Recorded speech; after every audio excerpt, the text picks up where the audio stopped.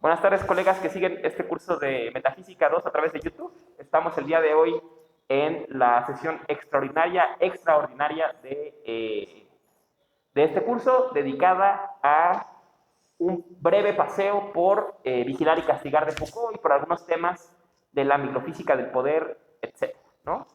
Será una sesión breve porque la intención es usar el resto de la clase para preguntas, comentarios. Igual quien siga la clase solamente a través de la plataforma de YouTube, pues bueno, puede hacerlas en los grupos, puede hacerlas por correo, ¿no? Cualquier duda, cualquier comentario, retroalimentación sobre la clase, temas del trabajo, etc. Reitero, ya le reitero a sus compañeras que nos acompañan aquí, que la fecha de entrega del trabajo, sabemos 16 de junio, fecha límite, a través de correo electrónico. Si lo entregan antes, tienen chance de que les revise y les regrese su trabajo con algunas correcciones para que lo mejore. Y ya, entonces 16 de junio sería la fecha límite de entrega del trabajo. Y dicho eso, entramos a Foucault. Siendo poco el tiempo, no voy a descansar en la complejísima historia de la vida de Foucault, que ha sido objeto de estudios, un pensador que pone tanto énfasis en lo histórico, ¿no? Obviamente va a ser el mismo medido con la misma regla, ¿no? Eh, pero también ha sido objeto de mucho morbo, ¿no? Mucho morbo la vida de Foucault por muchas cosas, ¿no? Por su orientación sexual, por, por haberse contagiado de SIDA, por, por sus filiaciones políticas o no filiaciones políticas, y bueno, en los últimos años por una serie de acusaciones que ha habido contra Foucault de pedofilia, ¿no? Algo severas. Al día de hoy, o sea, digo, Foucault no es mi primo ni nada para que lo esté defendiendo, ¿no? O sea, pero, digamos, pareciera que no soy biógrafo de Foucault ni nada, pero que no se han encontrado muchos fundamentos de este artículo que acusa de estas orgías que organizaba Foucault en Marruecos, supuestamente, ¿no? Y al contrario, ¿no? Parece que sus alumnos de Marruecos, el testimonio que dan es el contrario, ¿no? Que Foucault ofrecía su casa como un espacio de reunión y de organización política en el 68, ¿no? En Marruecos, y que es lo que lo termina llevando a tener que exiliarse de Marruecos, ¿no? Eh, y bueno, no ha habido no ha habido testimonios que corroboren este artículo en que se habla de que en esta época Foucault habría organizado algún tipo de fiestas que recordarían a Jeffrey Epstein o algo así, ¿no? Pero, en fin, está ese morbo ahí, ¿no? No entro mucho en el tema, solo sépanlo, ¿no? Y bueno, pues a final de cuentas, insisto, ¿no? Foucault no es nuestro hermano ni nada para que lo estemos defendiendo, ni necesita defenderse porque Foucault ya está muerto, ¿no? Lo que nos quedan son sus trabajos, lo que nos quedan son sus reflexiones, ¿no? E igual que Heidegger, ¿no? O sea, me parece curioso, ¿no? Cuántos colegas quieren defender a Heidegger, ¿no? O sea, Heidegger está muerto, ¿no? O sea, no hay nada que defenderle, ¿no? Su pensar ahí está, ¿no? Y lo podemos interpretar y construir desde él y lo que queramos, pero no, o sea, no tenemos por qué defender su honra, ¿no? Como un medio sin sentido, ¿no? Pero bueno, hay colegas que sí están aferrados o a denostarlo completamente, a su persona, o a defenderlo, ¿no? Y yo creo que no es algo que nos toque, ¿no? No era nuestro amigo, ¿no? Como para decir, no andas hablando de Heidegger, no va a estar hablando, ¿no? Igual con Foucault, ¿no? No sabremos qué onda, solo decir que están estas acusaciones, que otros artículos que han salido sobre el tema, que han intentado investigar sobre ellas, les ha costado encontrar digamos, al fundamentos o que otras personas hayan hecho denuncias parecidas o que gente que estuviera ahí recordara cosas así. Eso no demerita las denuncias, no sabemos, realmente estamos, digamos, no sabemos, ¿no? Y además, pues, le tocará eso a su pareja, que le sobrevive o no sé a quién, ¿no? Como cuestionarse, ¿no? Sobre la figura de Foucault como persona. A nosotros nos queda, pues, su obra, ¿no?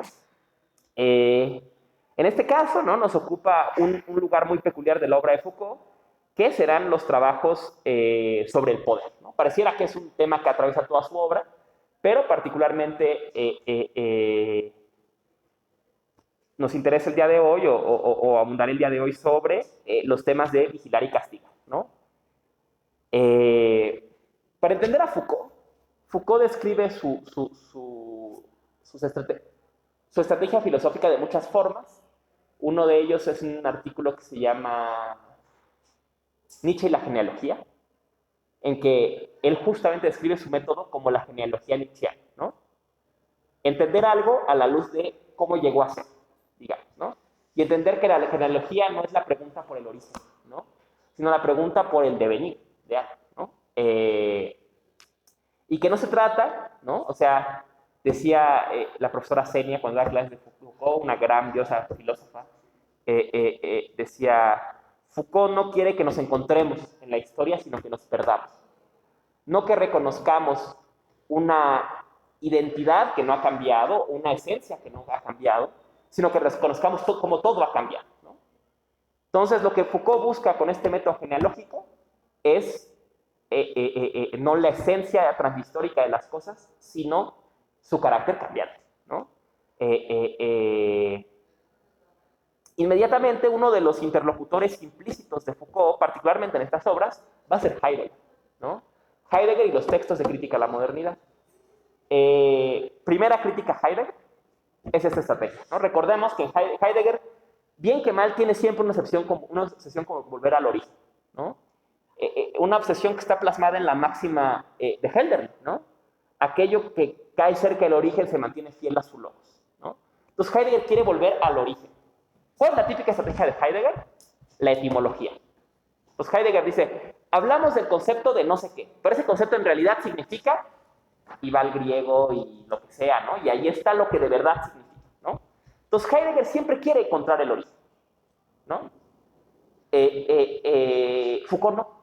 Foucault cuestiona, y luego otro autor que va a cuestionar a Heidegger en ese sentido también va a ser Derrida, ¿no? ¿Por qué ir al origen?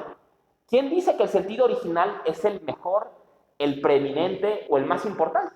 ¿No sería más valioso reconocer la polisemia de un concepto y cómo ha cambiado a lo largo del tiempo, o una institución, o un fenómeno, o una relación, o lo que sea, ¿no?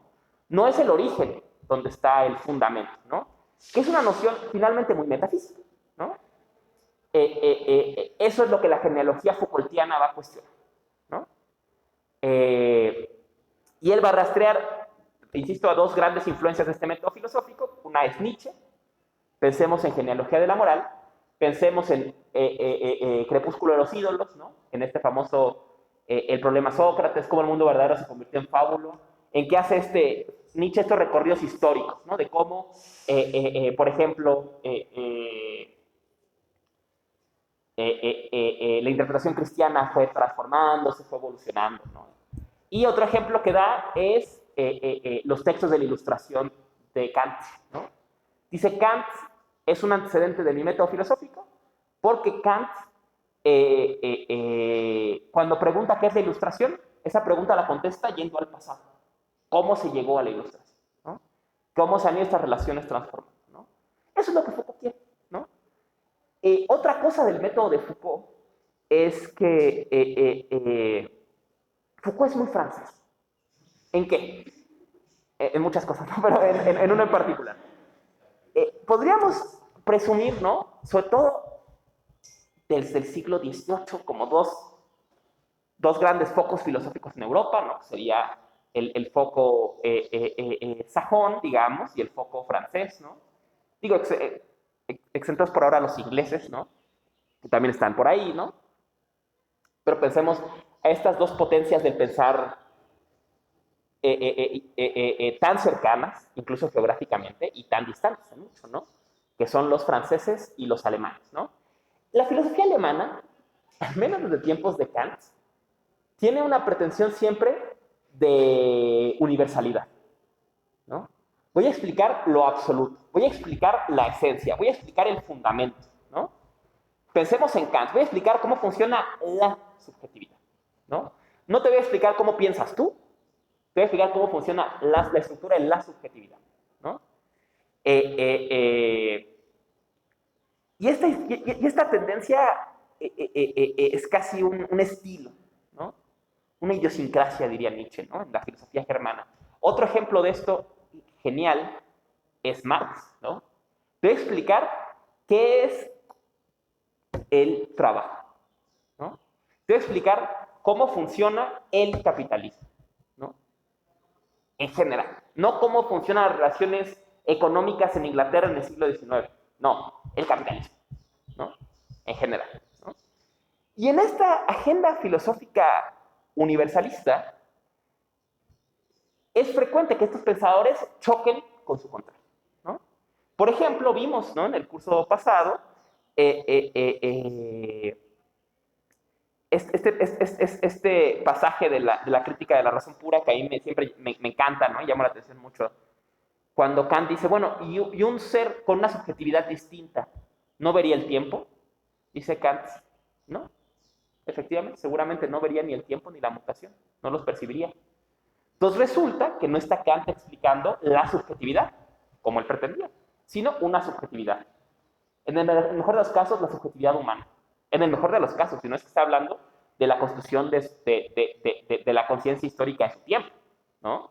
Entonces, queriendo lo universal, se encuentran con lo particular, ¿no? Marx también, ¿no? Hay un episodio interesantísimo de la vida de Marx, ¿no? La famosa carta de Vera Sachuli, se pronuncia el apellido Sachuli, Suchila, no recuerdo, pensadora y activista rusa, ¿no? Le manda una carta a Marx, ¿no? Después de la escritura del Capital, ¿no? Y le dice, Marx, señor Marx, su obra ha sido muy importante para nosotros aquí en Rusia, le hemos leído con mucho cuidado, pero tengo una pregunta para usted. Vera, ella viene del contexto del llamado populismo ruso, ¿no? Del activismo contra el zar, de la lucha contra el zar en la Rusia del siglo XIX, ¿no? Entonces le escribe a Marx. Dice, señor Marx, tengo una pregunta. Su libro, ¿no?, explica cómo el capitalismo crea las condiciones de su propia destrucción, y entonces, en la medida en que el capitalismo crea la clase obrera, la núclea, crea las condiciones de una revolución y de una nueva sociedad, ¿no? Yo le pregunto, tomando un poco la cita del manifiesto, ¿no? El capitalismo crea sus propias sepulturas, ¿no? Y Vera dice, yo le pregunto, nosotros vivimos en Rusia, una sociedad que tiene mucho de feudal, tanto en sus relaciones económicas como políticas. ¿Cree usted que es necesario que en Rusia se establezca el capitalismo para que luego venga la revolución? ¿O si hay ahora condiciones para una especie de liberación y aparte costumbres comunales en los pueblos campesinos de la región de las planicies y esas se pueden rescatar? ¿O hay que esperar a que llegue el capitalismo? Entonces le manda esta carta a ver a Marx, ¿no? Y es una opción interesante la vida de Marx, ¿no? Marx batalla mucho para responder esta carta. Y en sus manuscritos hay 3 o 4 borradores de contestación a la carta, ¿no? Es claro que fue una carta que desafió a Marx en algo muy profundo, ¿no? Y entonces Marx contesta, después de muchos intentos. Queridísima, ¿no? Su carta me impactó mucho, lo que sea. Después de pensar mucho, me doy cuenta que lo que hay que reconocer es que lo que mi libro describe son las condiciones económicas o la economía política de la Inglaterra de mi tiempo. Y que es difícil que podamos extrapolar simplemente esto a otros territorios, a otros tiempos, a otras condiciones, ¿no? Entonces Marx mismo dice, sí, yo quería el capitalismo. Y resulta que expliqué a Inglaterra del siglo XIX, ¿no? Y en cambio, ¿no? Podemos ver en el pensamiento francés una tendencia contraria, una tendencia a explicar lo particular y que en esta particularidad dejar que lo general se muestre, ¿no? Claro, no es esto es una caricatura, ¿no? Es una contraste entre franceses y alemanes, ¿no? Recordamos que Juncker también usaba esta estrategia, ¿no? De que algo mostraba todo. Una estrategia también usa Benjamin, los índices de Benjamin, ¿no? Como una figura de una época muestra todas una serie de relaciones políticas, ¿no? El ejemplo típico son los pasajes, ¿no? Los pasajes de París muestran la dinámica del capitalismo mercantil del siglo XX, ¿no? O sea, este lugar, ¿no?, que es estos techumbres que se echaban sobre las calles para poner negocios que vendían novedades, ¿no? Y cómo estas pequeñas figuras que habitan esos espacios muestran toda la lógica del capitalismo, ¿no? Está, por ejemplo, el coleccionista, ¿no? Dice, el coleccionista es el último rebelde a la mercancía, ¿no? El coleccionista cree que las cosas no son mercancías y quiere rescatarlas y hacerlas descansar en su valor de uso, ¿no? Por ejemplo, coleccionas, no sé, cómics, ¿no? este cómic se vende, ¿no? ¿Y cuánto vale ese cómic? No, a mí no me importa cuánto vale. Yo no quiero venderlo, yo lo quiero comprar y conservar siempre, ¿no? O esto decían muchos coleccionistas, ¿cuánto vale tu colección? Pues no me importa, ¿no? Porque no la voy a vender nunca. O sea, esta colección es colección porque el chiste es que no se venda, sino que quede resguardada en, no sé, ¿no? Entonces dice Benjamin, ¿no? Ahí está, en esa imagen, este tema general, ¿no? De querer resistir a la dinámica de la mercantilización de todo, ¿no? Y así, ¿no? Entonces, una estrategia que no solo está presente en los franceses, pero, por ejemplo, un pensador que va a tener esta estrategia, interesantísimo, y también por ser de la época de Marx, ¿no? Es Licée Reclus, ¿no? Reclus, geógrafo muy importante, importante activista de la Comuna de París, ¿no?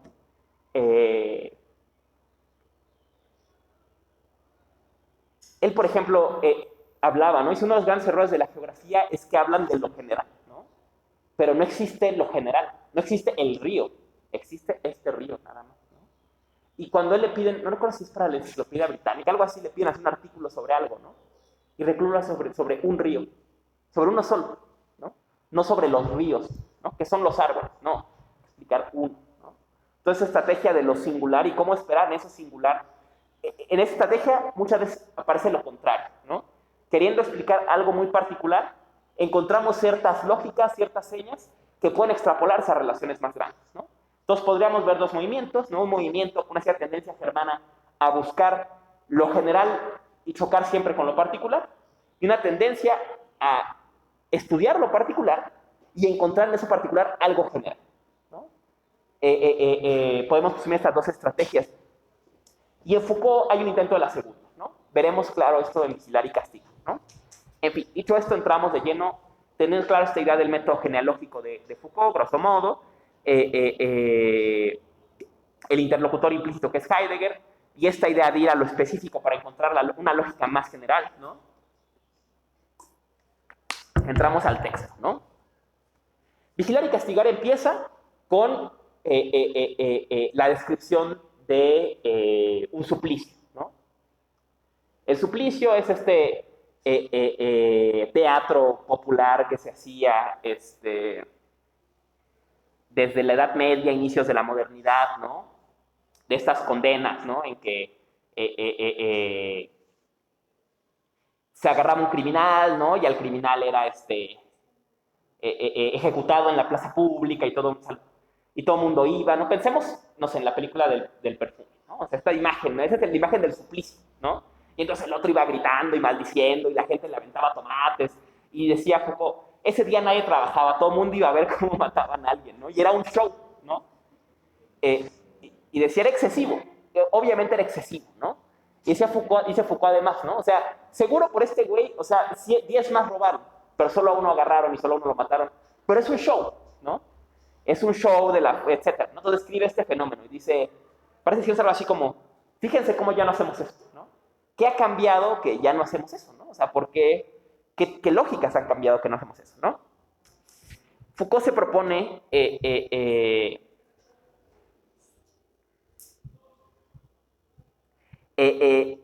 hacer, dice él, ¿no? Pero hace una cierta historia del poder a través de la evolución de los métodos punitivos sobre los cuerpos y cómo estas tecnologías políticas sobre el cuerpo han ido cambiando, ¿no? Suena esto muy complicado, vamos a intentar desglosar qué quiere. Foucault quiere hacer una cierta genealogía del poder, cosa muy general. Pero ¿dónde vamos a ver el poder? Lo vamos a ver en los métodos punitivos y las tecnologías que estos métodos implican y cómo operan sobre los cuerpos. En términos coloquiales, cómo los métodos punitivos han ido cambiando. Dice Foucault, vamos a analizar básicamente cómo han cambiado en Francia, ¿no? O sea, ya vimos, ¿no? Una pretensión específica. Claro, voy a usar muchos ejemplos de Estados Unidos, en particular de Inglaterra, de juristas y demás, ¿no? Y vemos también esta labor hermenéutica de Foucault, ¿no? Y que va a estar jalando y jalando fuentes, ¿no? Y dice no sé quién que entonces escribió en la corte no sé qué esto, ¿no? Y va a estar jalando sus textos para reflejar estos cambios, ¿no? Para llevarnos por esta genealogía, ¿no? Eh, eh, eh,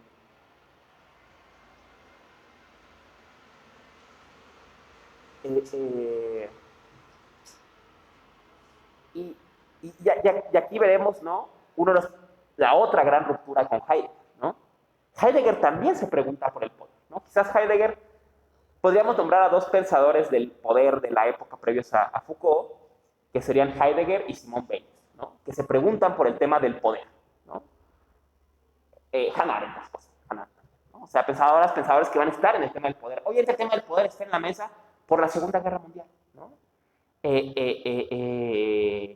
Por las características del discurso fascista y que hay esta apología del poder, pero no solo el fascista, ¿no? También el discurso comunista, también el discurso del mundo libre, tiene estas apologías del poder, ¿no? Simplemente, ¿no? Tomar el poder, quieren tomar el poder, ¿no? Entonces empiezan estos pensadores a preguntarse, bueno, ¿y qué es el poder, no? ¿De qué se trata el poder, no? Heidegger va a llegar al tema del poder después de su ruptura con los nazis, ¿no? En los cursos de Nietzsche, ¿no? En los cursos de Nietzsche aparece el tema del poder explícitamente en la obra de Heidegger, aunque ya estaba en Cuadernos Negros, ¿no? Esa cuestionamiento al poder, ¿no? Entonces empieza a preguntarse, ¿qué es esto del poder? ¿Por qué todos quieren poder, no?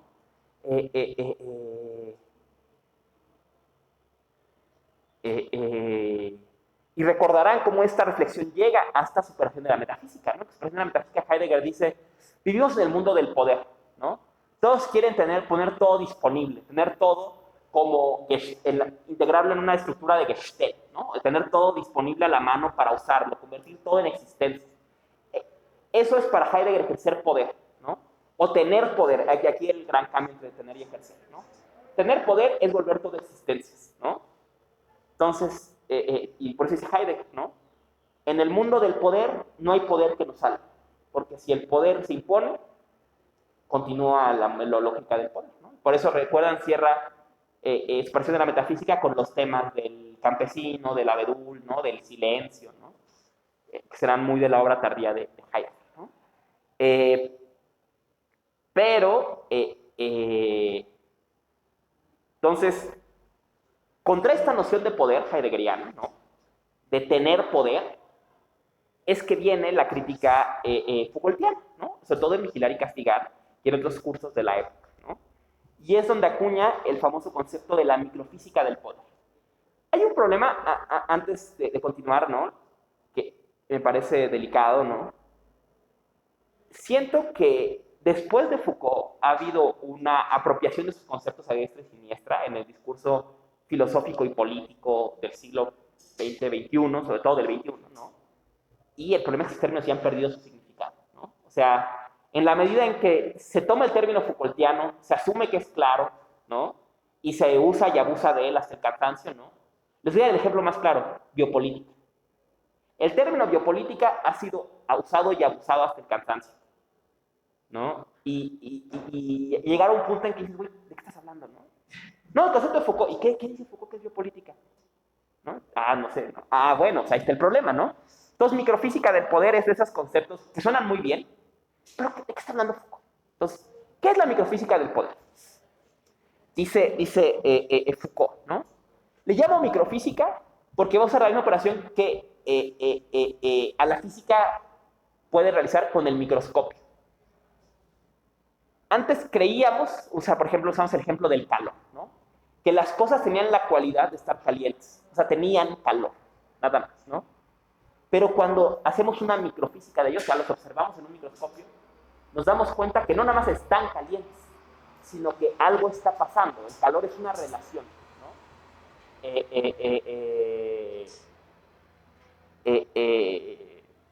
Digamos, microscópica, ¿no? Sobre las moléculas, ¿no? En que vemos el movimiento y ahí está el calor, ¿no? Entonces, en pocas palabras, Foucault dice, hagamos eso con el poder. No lo dice por nombre, pero casi podría decir por nombre. Heidegger habla del poder como una cualidad que tenemos, ¿no? Pero si le ponemos el microscopio al poder, y ya no lo vemos como el calorio, ¿no? Como nada más tengo poder, como una propiedad, dice Foucault, si le pones el microscopio, resulta que no es una propiedad, sino es una relación, ¿no? El gran cambio Foucaultiano, ¿no? La gran revolución en la filosofía del poder que va a operar Foucault en Vigilar y Castigar, es cuando dice, el poder se ejerce, no se posee. No es que tengas poder, es que ejerces poder. Este matiz parece poca cosa, pero ¿qué quiere decir? Dice Foucault, entonces el poder no es una cualidad, sino una red de relaciones. Dice, e incluso aquel sobre el que ejerce poder es parte de esta red, ¿no? O sea, no es que yo tenga poder y se fríguese todo el mundo, ¿no? Sino que ejercer poder sobre alguien es tener una relación con esa persona. Y una relación que puede transformarse, ¿no? Dice, además, esa relación son como charilos, ¿no? Y esos hilos se van complejizando. Y el poder no es como algo, dice, no es algo de todo o nada, ¿no? Otra vez, si fuera una cualidad, las cosas o están calientes o no están calientes, o tienen poder o no tienen poder. Ese Foucault no es así. Si hacemos una microfísica del poder, resulta que el poder nunca se acaba, solo cambia, se transforma, cambia su direccionalidad, cambia sus tecnologías, cambia, dirá después el concepto, no tiene ese concepto aquí, aparece después sus dispositivos, ¿no? La forma en que se ejerce, ¿no? Pero, digamos, el poder no se crea ni se destruye, solo se transforma, ¿no? O sea, eso es lo que Foucault nos va a decir, ¿no? Y esa va a ser la gran ruptura con Heidegger, ¿no? Heidegger, diría Foucault, Heidegger entiende el poder de forma simplona. Si queremos entender el poder, no basta decir hay quienes tienen poder y quienes no. Bailey entendió el poder de forma simplona. No va a decir que hay unos poderosos y unos que no son poderosos. Hay que decir que el poder es una relación que incluye al poderoso y al no poderoso. Y que el poder no es que una cosa que uno tiene, sino es esa relación, ese ejercicio, ¿no? Y que esos ejercicios cambien, ¿no? Eso va a ser vigilar y castigar.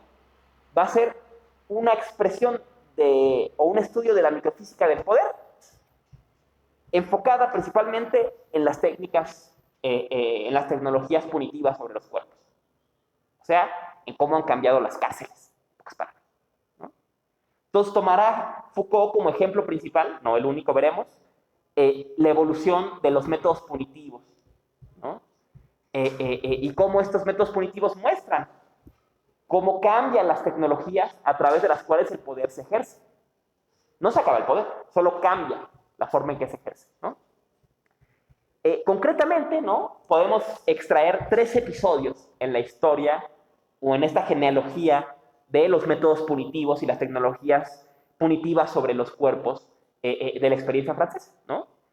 El primer caso, ya lo mencionamos, sería el suplicio, ¿no?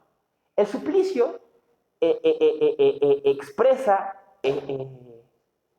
es un método punitivo de ejercer poder sobre los cuerpos que expresa su época perfectamente. Recordemos la imagen del suplicio. Entonces, estamos parados en la escena del perfume o en cualquier película de esta época, ¿no? En la que están a punto de colgar a alguien y está encerrado en una mazmorra y luego lo sacan y la gente lo insulta y le lanza jitomates, ¿no? Y lo cuelgan frente a todos y llega el cura y dice, arrepiéntete, es tu última oportunidad, y él escupe al cura y todo el mundo dice, ah, no, y entonces lo cuelgan y es un espectáculo. Dice Foucault, dice, el suplicio es excesivo, ¿no? Obviamente es más caro o más complejo todo lo que cuesta hacer este ejercicio que lo que se robó la persona, por ejemplo, ¿no?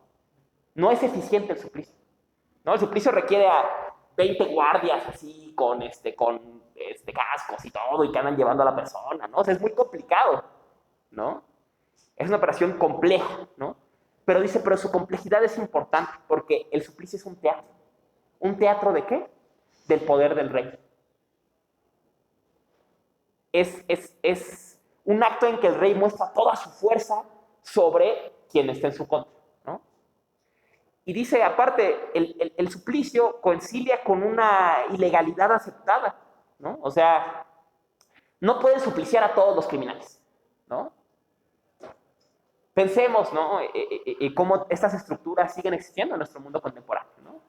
Seguramente sus colonias también han visto la manta o la pinta de, no llamamos a la policía, te linchamos, ¿no? Obviamente no linchan a todos los que roban, ¿no? Pero la idea es que linchan a uno para crear esa idea de, ay, no, si te portas mal te van a linchar, ¿no? Entonces, es el chiste del teatro del suplicio, ¿no? El teatro del suplicio es un espectáculo de la fuerza del rey. Y dice, allá tú si robas porque te va a pasar lo que le pasa a este güey, ¿no? Eh, eh, aunque es imposible que todo el mundo pasara ese mismo castigo, ¿no? Entonces, su carácter es el exceso y además es improductivo, ¿no? Pensemos, ¿no? Volviendo a este relato, ¿no? ¿En qué zonas se acostumbran este tipo de lonas, ¿no? Como si te agarramos, te linchamos, ¿no? Pues, por ejemplo, en las zonas en las que yo vivo, ¿no? En Tláhuac, en Xochimilco, ¿no? ¿Y pues qué otra cosa es frecuente en Tláhuac y Xochimilco? Cerrar la calle para hacer una fiesta, ¿no? Y que no importa que llegues tarde, ¿no? Hoy viva que tenga que estar por Xochimilco para llegar aquí, o sea, conoce este show, ¿no? Que tú tienes que llegar a algún lado, pero ¿qué crees? La fiesta del santito no sé qué, cerrada, chicas, ¿no? Dirá Foucault, ¿no? Eso refleja una lógica premoderna, ¿no? Que pone incluso un freno a la producción, ¿no? El día del suplicio nadie trabaja, porque todo el mundo va a ver el show, ¿no? Y hasta llevan a sus hijos, ay, van a colgar a ese güey, no hay que irlo a ver, ¿no? Entonces es un show y todo el mundo lo ve, ¿no? Y tiene algo de fiesta, ¿no? Y entonces dice, el suplicio es un buen reflejo de cómo se ejerce el poder en la época feudal, ¿no? Es un poder espectacular, es un poder excepcional, desordenado, digamos, ¿no? O tampoco es que al supliciado le leen sus derechos, ¿no? Tampoco es que, basado en el artículo 7, no, basado en que te chingas, ¿no? Y ya, entonces es un espectáculo de fuerza, ¿no? Y es así como el señor feudal y el rey ejercen poder sobre sus súbditos, ¿no?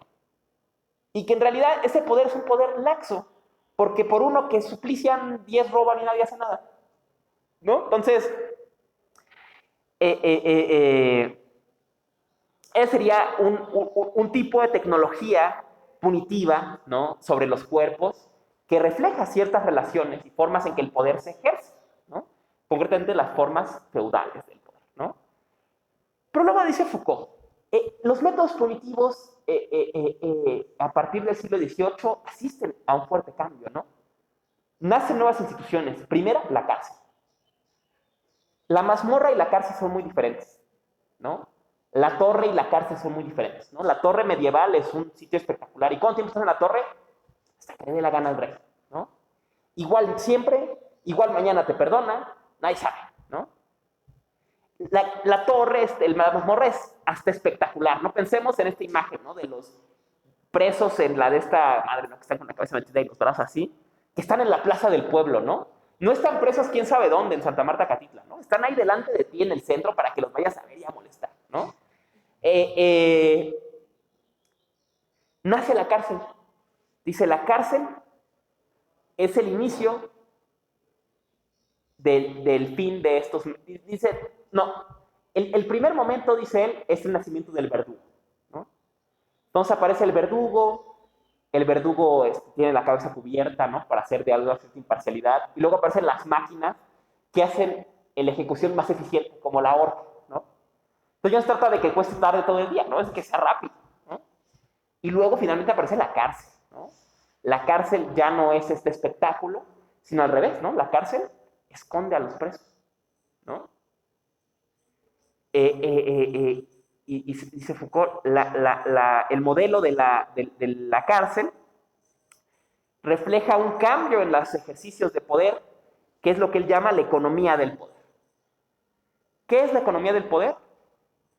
Digamos, la introducción de un nuevo paradigma de ejercicio de poder que va a tener un criterio económico.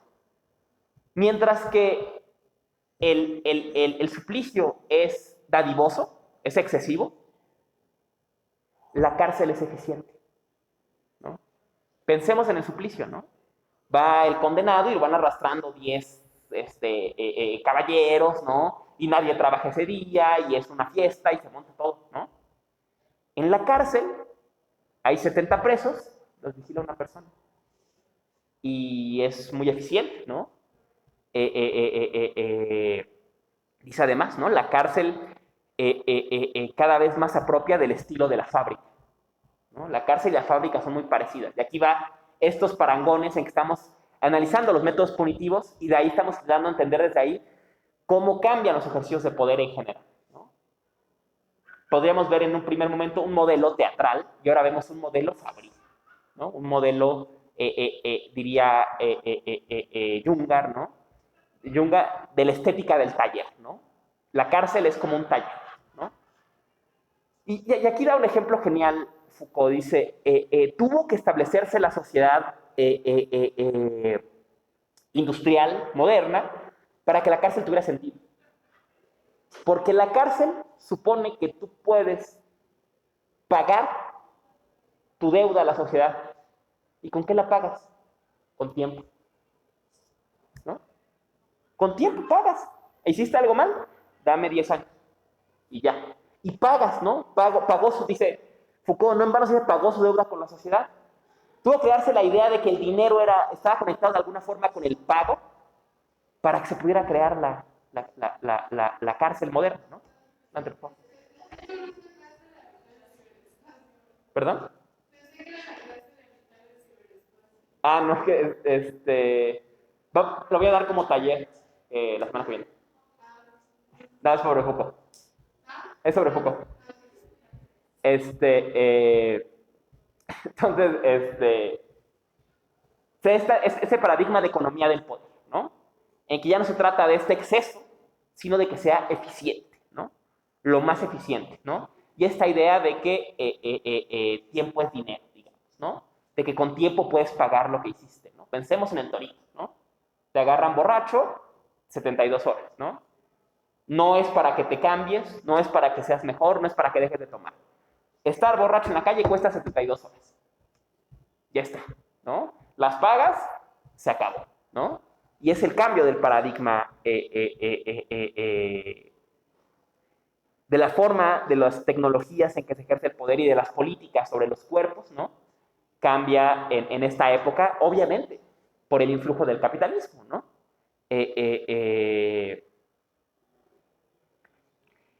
Y dice Foucault, ¿no? Además, en esta época, ¿no? En este periodo, va a ganar importancia nociones como la vigilancia, ¿no?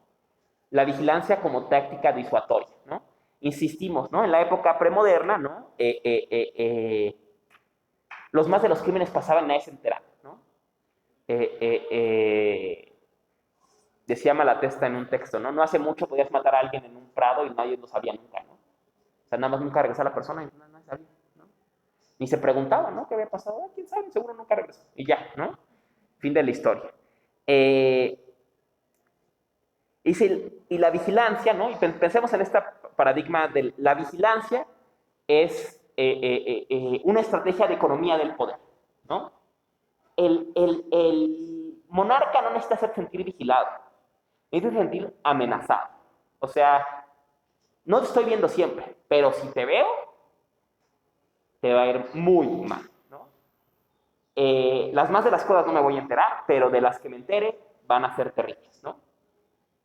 La sociedad de la economía del poder va a sustituir estos espectáculos de castigo por estos espacios confinados en que se ejerce el castigo, ocultos, muchas veces fuera de las ciudades o en los márgenes de las ciudades para que nadie los vea, ¿no? ¿Qué pasa dentro de los penales? Nadie sabe, ¿no? O sea, están muy cerrados, nadie se entera, ¿no? Y va a implementar sobre el resto de la sociedad, bueno, primero en esos espacios y eventualmente el resto de la sociedad, es una dinámica económica del poder y disuatoria que es la vigilancia. ¿En qué consiste la vigilancia? Dice Foucault, no se trata de que te estén viendo todo el tiempo, eso sería imposible, ¿no? Se trata de que todo el tiempo te puedan estar viendo. Y el ejemplo de esto, dice Foucault, está en la estructura de la cárcel. Y aquí vienen otros temas clásicos de Foucault, el panóptico, el modelo de Bentham del panóptico. ¿Qué es el panóptico? Lo describe, se me olvidó el plumones, ¿no? Pero bueno, lo describe a grosso modo, ¿no? En broma al edificio del posgrado se le llama el panóptico, ¿no? Porque tiene más o menos la estructura del panóptico, ¿no? El panóptico es como una especie de las celdas estarían dispuestas alrededor de una rueda, digamos, ¿no? todas las celdas tienen una ventana que ve hacia una torre central que permite ver al interior de las celdas, y en el centro de esta torre, ¿no? Están los vigías, ¿no? Pero están dispuestos de tal forma que siempre pueden ver hacia las celdas, pero las celdas nunca pueden ver a los vigías. ¿Cuál es el fin de esto? Que los presos nunca saben si los están viendo o no los están viendo. Entonces, es probable que en realidad no haya nadie en la torre, o que todos estén volteados, estén comiendo, lo que sea, pero a lo mejor están todos viendo hacia tu celda. Entonces, nunca sabes si te están viendo. Un ejemplo de esto, a veces en los Oxxos o en los supers o demás, están pantallas en que se ve lo que ven las cámaras de seguridad, ¿no? Se das cuenta, las pantallas están todo el tiempo brincando, ¿no? Entonces se ve tantito la entrada, tantito acá, tantito allá. En realidad, digo que queda supuestamente grabado todo, ¿no? Pero es posible que en el momento que te robes un dulce, no te esté viendo la cámara. Es muy posible que te esté viendo la cámara y nadie esté viendo la pantalla, ¿no? Es incluso posible que estén viendo la cámara, que esté viendo a alguien en la pantalla y que no le importa, ¿no? Pero tú no sabes. Ese es el chiste. Tú no sabes. Es incluso posible que la cámara no esté prendida o no esté conectada a nada, pero tú no sabes. Eso es la vigilancia Foucaultiana, ¿no? Y es otro tema, me parece, Foucault a veces malentendido, ¿no? Si entendemos esta forma más laxa la vigilancia, no es que nos estén viendo todo el tiempo, ¿no? Es que siempre nos pueden estar viendo, ¿no? Obviamente, ¿no? Esta noción del panóptico influye obras como 1984 de Orwell, ¿no? Las pantallas siempre te pueden estar viendo, tú no sabes, a lo mejor nadie te está vigilando, pero a lo mejor sí. Y hay de ti lo que hagas, ¿no? Porque puede que en ese momento justo estén viendo hacia tu casa, ¿no?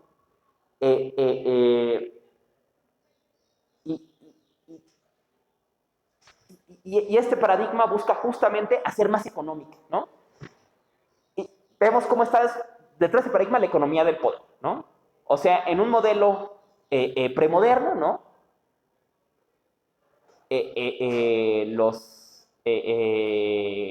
centinelas del Oxxo matarían al primero que robe, y entonces eso disuadiría a todos. Y, ay, no, güey, si me agarran a mí, a lo mejor me pasa a mí también, ¿no? Pero sería algo muy costoso, ¿no? Sería muy complejo, ¿no? O imaginemos, seguro ustedes han vivido esta experiencia, porque todos estudiamos filosofía, tenemos vivido esta experiencia, que entras a una tienda y te empieza a seguir el policía, ¿no? Típico, ¿no? Eso es muy caro, ¿no? Si eso hicieran con todo mundo, tendrían 50 policías en el Seven, ¿no? Para seguir a todo mundo, o en el súper, o lo que sea, ¿no? Entonces no pueden hacer eso. Eso sería muy caro. Entonces, una economía del poder, una forma de economizar el poder, es desde la vigilancia, ¿no? No hay 50 policías, pero hay 50 cámaras. Es probable que esas cámaras nadie las esté viendo, que no estén grabando, que ni estén conectadas, pero no sabemos. Entonces, eso nos disuade, ¿no? Dice Foucault, y este es el modelo disciplinario del panóptico, ¿no? Disuadir a través de esta idea de que no sé si me están viendo o no me están viendo, ¿no? Y luego Foucault dice, esta lógica se extrapola a otras instituciones de la sociedad, no solamente a la cárcel. Y les voy a dar un ejemplo muy sentido para nosotros y nosotros. En la escuela. Dice, mucha de la lógica de la cárcel la comparte la escuela, ¿no? Y ese famoso argumento Foucaultiano. Es curioso que el hospital, la cárcel, el cuartel y la escuela funcionan tan parecidos, ¿no? ¿Por qué? ¿No? Y Foucault, el ejemplo es genial, y yo en el tiempo que leí Visión y Castigar trabajaba en una secundaria, entonces lo vi de primera mano y me pareció genial, ¿no? Dice Foucault, sería imposible que un maestro vigilara un grupo de 50 alumnos. Sería imposible que yo vigilara que no estén copiando, que no estén usando su teléfono, que estén poniendo atención, que estén despiertos, que estén escribiendo su cuaderno. Es imposible, ¿no? ¿Y a qué se ve reducido el propio profesor? A pasearse entre las bancas, ¿no? A hacerse güey, ¿no? Y entonces el alumno no sabe si lo están viendo, ¿no? Es probable que tú pases junto a un alumno y no te des cuenta que esté copiando. Porque lo que el alumno sabe es que probablemente a ti tampoco te importa, ¿no? Pero él no sabe si lo estás viendo o no. Pero dice Foucault, y mejor aún, dice, entonces se inventó una institución genial en la escuela, el jefe de grupo. Entonces, el maestro tiene que salir, no puede estar vigilando 24 horas. Pero entonces inventa al jefe de grupo, inventa al tesorero del salón, pendejadas instituciones, ¿no? Lo recuerdan que se inventaban en la primaria los maestros, ¿no? ¿Y qué hace el jefe de grupo? Te acusa, ¿no? Llega el maestro, oye, profe, fíjese que no sé quién estaba platicando, se paró. Ay, Juanito, muchas gracias, ¿no? Entonces, no puedes poner a 50 profes a vigilar un salón, pero puedes poner a 50 alumnos a cuidarse entre ellos y a vigilarse entre ellos, ¿no? Y esa es la dinámica de la vigilancia, ¿no? La tecnología punitiva de la vigilancia operando desde la economía del poder, ¿no? Es más económico, en vez de poner 50 profes, convencer a los alumnos de que entre ellos se vigilen, dándoles algún incentivo, ¿no? ¿No? El que vigila le damos una estrellita, o lo que sea. ¿No?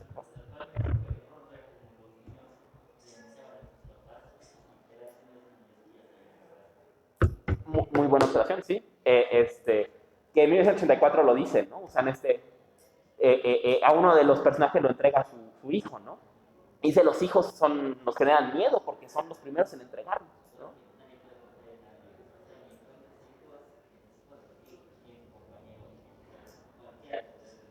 Uh-huh. Y lo vemos, y pensemos en otro personaje que hace esto, ¿no? Y muy claro ejemplo, el héroe de la cuadra, ¿no? A quien guste de actividades que subvierte el orden público de cualquier forma, conoce a esta persona, ¿no? Un señor o una señora ociosos que están en su casa o están pasando en la calle y que no les parece lo que estás haciendo. Estás patinando, estás pintando una pared, estás tomando una cerveza, cosa que a esa persona no le afecta absolutamente nada, ¿no?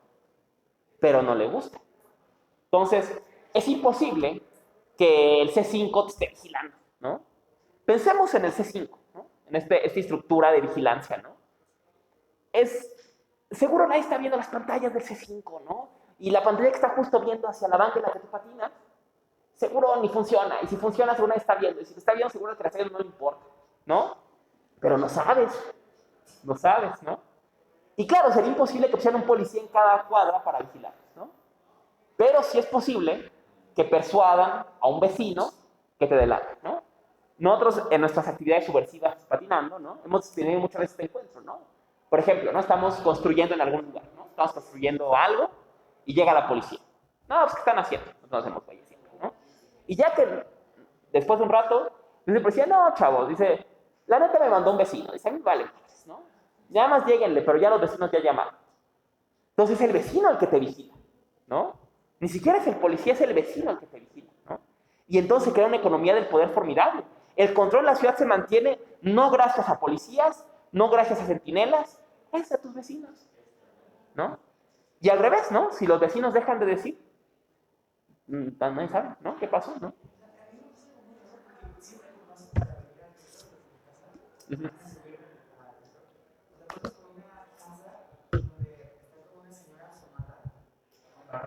Uh-huh.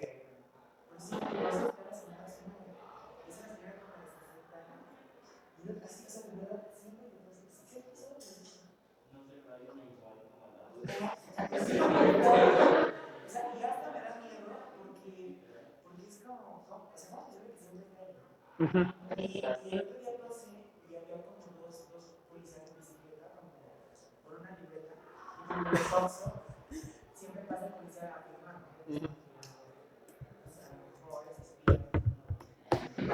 Es muy frecuente. Yo tengo un vecino igual, ¿no? Que vive enfrente y puso cámaras afuera de su casa, ¿no?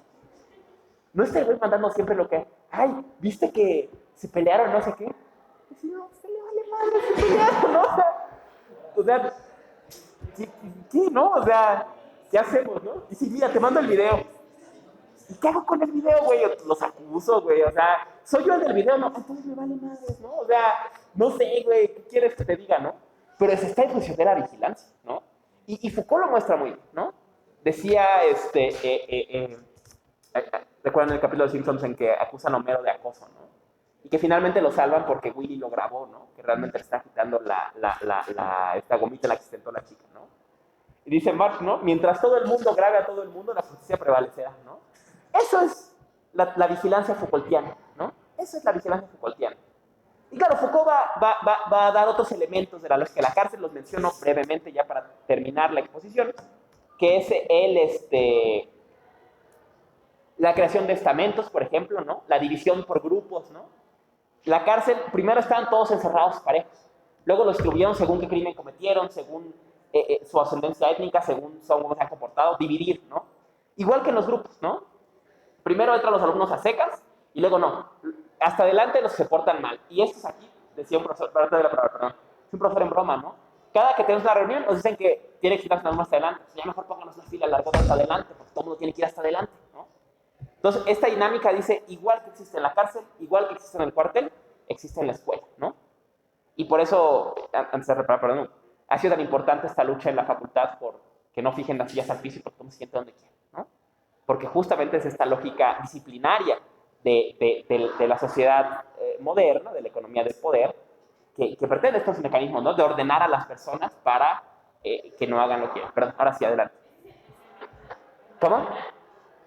No es parte del paradigma de la economía del poder. El tercero, ahorita lo mencionamos, es, ya para entrar al tema, dice Foucault, lo señala, no termina de elaborar en esto, aunque en los años posteriores a Vigilar y Castigar esto explotó fuertemente. Dice, pero el paradigma que está adoptando ahora la cárcel está reemplazando el modelo de la fábrica para tomar el modelo del hospital. Dice, por ejemplo, aparece una figura que es el juez de sentencia. Entonces, primero,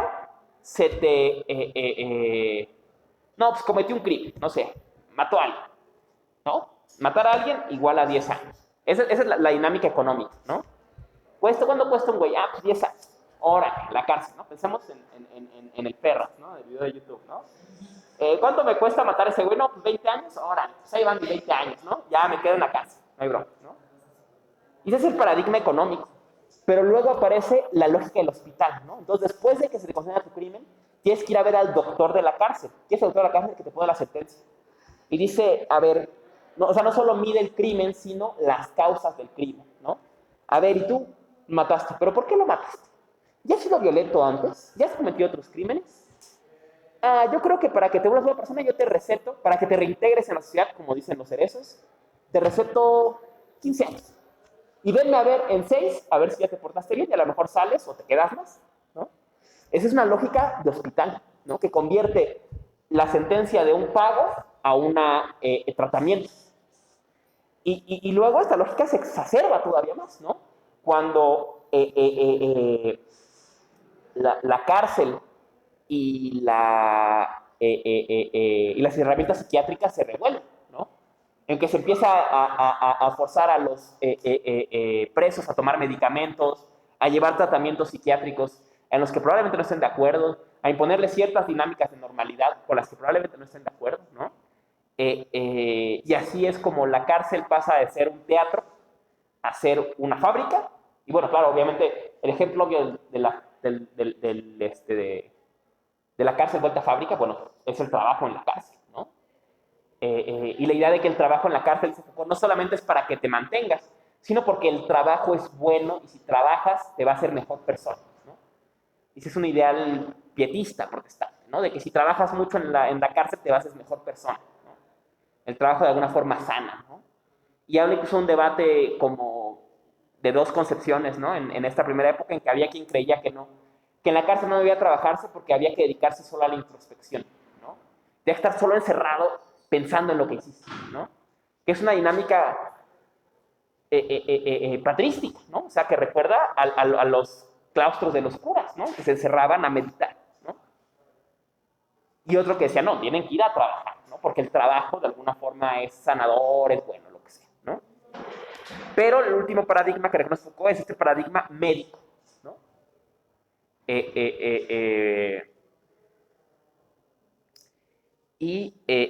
Así vigilar y castigar, ¿no? Vivimos en la época en que se emparejan estos dos fenómenos, vigilar y castigar, ¿no? O sea, para que el castigo sea eficiente o para economizar el poder del castigo, se opera la vigilancia, ¿no?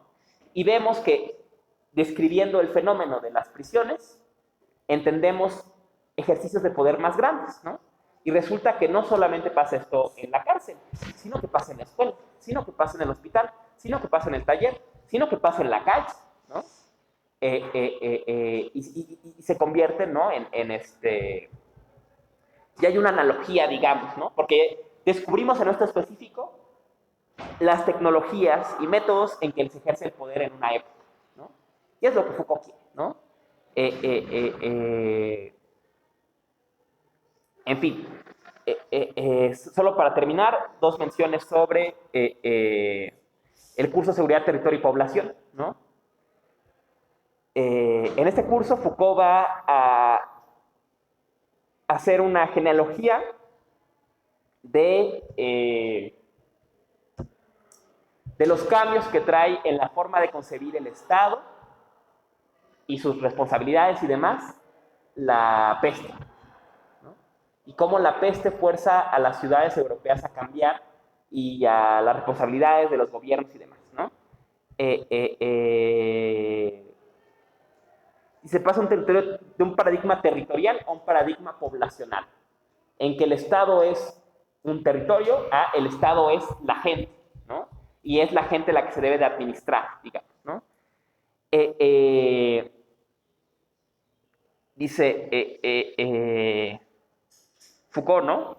La peste forzó a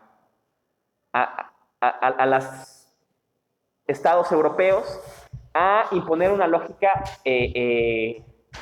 no una lógica de vigilancia, sino lo que él llama una lógica de seguridad. La lógica de seguridad es, dice él, una lógica económica. Este texto es muy interesante y fue muy, muy rico. Es rico releerlo en el contexto de la pandemia porque analiza mucho de lo que vivimos en esa época también, ¿no? Dice, el paradigma de la seguridad está basado en lo que él llama la economía de la vida, que es lo que en Foucault, al menos en esta época, se entiende por biopolítica, ¿no? ¿Qué es la biopolítica de Foucault o esta economía de la vida? Dice, el gobierno sabe que se va a morir gente. Entonces, lo único que puede hacer es implementar dispositivos para que sea lo menos posible, para ahorrar en muertos, ¿no? Y eso lo vivimos otra vez en la pandemia, ¿no? O sea, o lo hemos vivido, ¿no? Los gobiernos saben, se van a morir. No puedo evitar que se mueran, pero lo que tengo que hacer es implementar dispositivos para que sean las menos muertes posibles, ¿no? Entonces, una biopolítica, ¿no? Una política sobre la vida, ¿no? Concretamente es una relación económica, una economía de la vida, que viva la más gente que se pueda, ¿no? Y, en el fondo, una economía de la muerte, ¿no? Ahorrar en muertes, digamos, ¿no? Sería la idea que está aquí de fondo, ¿no? Y dice Foucault, ¿no? ¿Cómo ahorraron en muertes? ¿Cómo se expresó la biopolítica en la época de la peste? ¿No? Y dice Foucault, en esta época se hace claro que una de las mejores formas de ejercer, y eso es la idea que quiero, una vez quiero que tengamos en este curso, que una de las mejores formas de ejercer poder sobre los cuerpos es ejercer poder sobre o disponer los espacios que habitan. ¿Cómo se articuló la biopolítica en la época de la peste? Modificando los usos de las ciudades. Dice, las calles pequeñas se cambiaron por calles amplias. Las barriadas densificadas se mandaron a suburbios, ¿no? Y entonces cambiando la estructura de la ciudad, se modifican los tránsitos, ¿no? Hacia dónde va la gente, cómo se mueve, ¿no? ¿Qué puede hacer en esos espacios, qué no puede hacer, ¿no? Y esa es la operación biopolítica, ¿no? Y podríamos de ahí extrapolar, ¿no? Que de algún modo, al menos desde esta época, ¿no? Los ejercicios, o una de las formas en que se ejerce poder sobre nuestros cuerpos es este ejercicio biopolítico, ¿no? De economía de la muerte y de disposición de los lugares que habitamos, cómo los habitamos, hacia dónde los recorremos, ¿no? No nos obligan, ¿no? O sea, la pandemia es un buen ejemplo, ¿no? O sea, y aquí tenemos enfrente un ejemplo claro, ¿no? O sea, cuando abrió la facultad, abrió con flechas, ¿no? Hacia acá para arriba, hacia allá para abajo, ¿no? Cuando antes todo el mundo subía y bajaba como quería, ¿no? No es que haya un centinela que esté obligando a respetarlo, o a que salgas por la salida y entres por la entrada, ¿no? O sea, realmente todo el mundo es lo que quiere, pero hay estos intentos, ¿no? De disponer cómo se tienen que dar estos flujos, ¿no? Y disponiendo ese espacio, ¿no? La idea es que disponiendo el espacio, se dispone la forma en que podemos habitar, ¿no? Y esto, para terminar ya la clase y cerrar con esa idea del curso, conectando con problemas contemporáneos, ¿no? Un tema que se ha discutido abundantemente en los últimos años es el famoso tema de la arquitectura hostil o arquitectura defensiva, ¿no? Son estos ejemplos de arquitectura en que se intervienen espacios para impedir, ¿no? O una apariencia bella, digamos, ¿no? Estética supuestamente, impedir que se utilicen de cierta forma y solo se utilicen de la forma en que los señores del espacio quieren que se ocupen, ¿no? Los ejemplos obvios son las púas en los bajopuentes o afuera de los bancos que impiden que la gente se siente o se acueste, ¿no? Aquí en México somos familiares de estas tecnologías de hace mucho tiempo, ¿no? De la gente que pone picos en sus carineras para que no te sientes, ¿no? O lo que sea, ¿no? O sea, este tipo de tecnologías son frecuentes. Pero es curioso cuando las vemos, nos damos cuenta de este argumento Foucaultiano llevado a la práctica, ¿no? O sea, cómo disponer un espacio es ejercer poder sobre la gente que lo habita, ¿no? Y redisponer un espacio es ejercer poder sobre la gente que lo habita también, ¿no? O sea, cuando tú modificas un espacio, ejerces poder sobre las personas que lo habitan también, ¿no? Y aquí podemos ver, por un lado, necesito el ejemplo de la arquitectura de...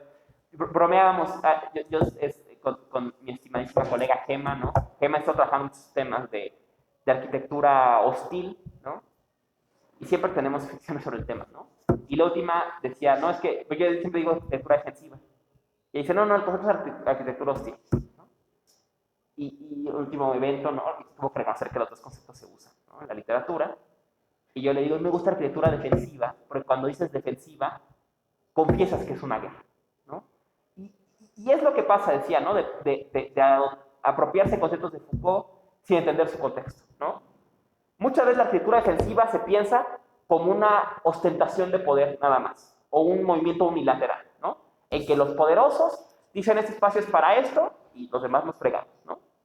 Pero eso es negar la idea Foucaultiana de que el poder no se posee, sino se ejerce, y que tender poder es tender redes que incluyen también a la gente la que ejerce poder, que también es capaz de devolver este ejercicio, ¿no?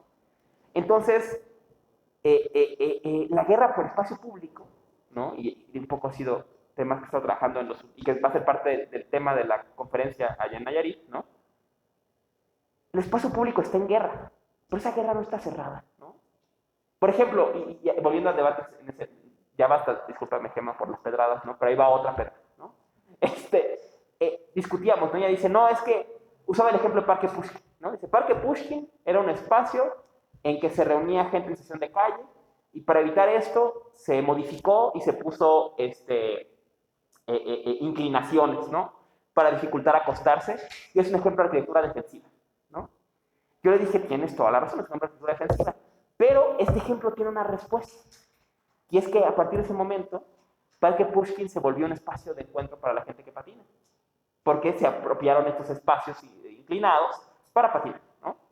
Y ha sido un spot internacional de skates, ¿no? Y la banda skate se reúne ahí, y ha rehabilitado esos espacios, se los ha apropiado y los ha usado mal, ¿no? Y entonces ella me contestaba, ¿no?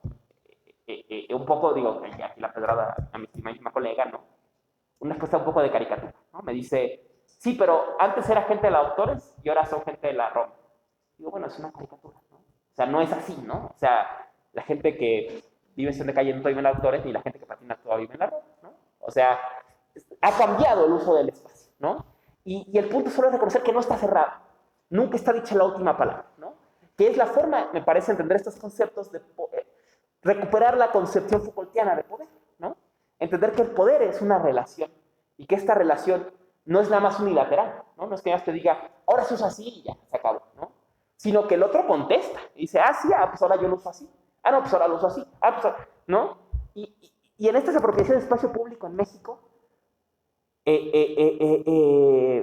asistimos a estos diálogos, ¿no? A estos procesos, a estas guerras, ¿no? ¿No? Uno de los paradigmas, y con este, o los ejemplos claros de esto, y con esto cierro la exposición ya, es los mercados, ¿no? El mercado es una institución arcaica en México, ¿no? Y una de las grandes tensiones en el mercado en el México moderno ha sido entre los puestos oficiales y los puestos no oficiales o ambulantes, ¿no? Entonces, suele ser que en un lugar se pone un mercado ambulante, el gobierno intenta ejercer poder sobre estas personas, quitándolas, regresan, quitándolas, regresan, y eventualmente tiene que disponer el espacio en que están, y entonces se crea un mercado establecido, ¿no? Y ahora ya los acomoda de la forma en que ellos quieren, se les cobra renta y ya, ¿no? Se crea este espacio que es el mercado en que se dispone cómo debe de ocuparse y demás, ¿no? Y también cómo es el espacio exterior, ¿no? O sea, ahora la calle es para andar y para comprar es adentro, ¿no? Antes la gente había dicho, no, ahora yo vendo en la calle. No, ahora tú vendes adentro y la calle queda libre, ¿no? ¿Y qué pasa después? Se ponen puestos afuera del mercado. Y entonces los puestos afuera del mercado ocupan otra vez el espacio y el gobierno los quita. Y se vuelven a poner.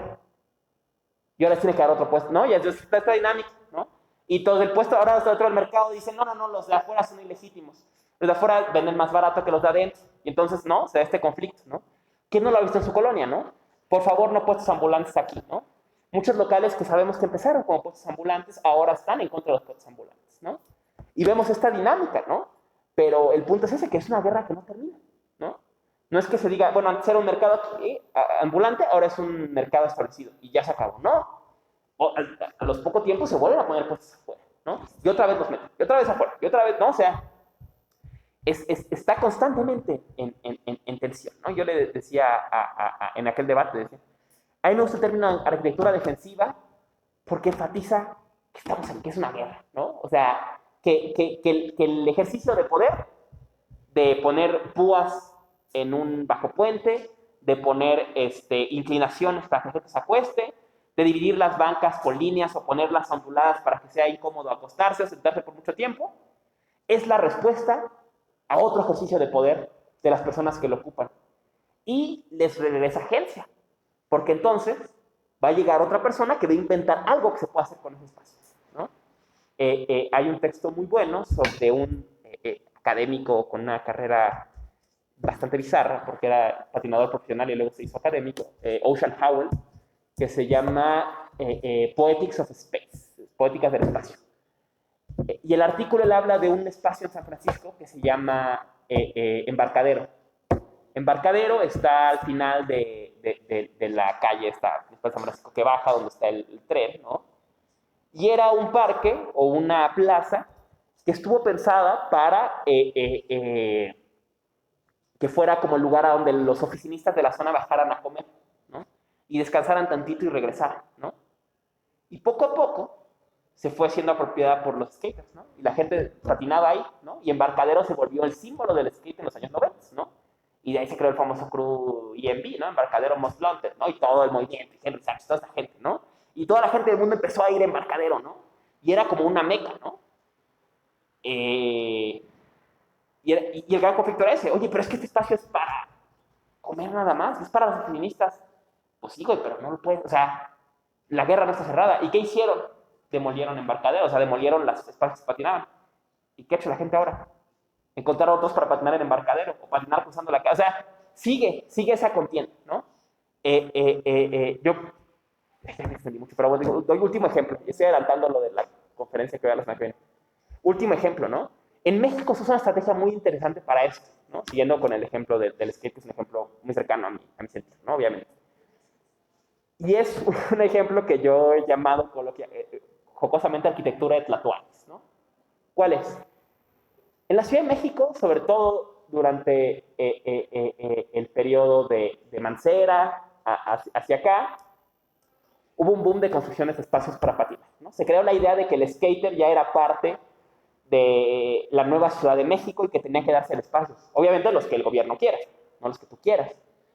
Pero ¿qué estrategia usó para eso? Una estrategia interesantísima. Tomó lugares en que se patinaba, los demolió y construyó un parque encima de ellos.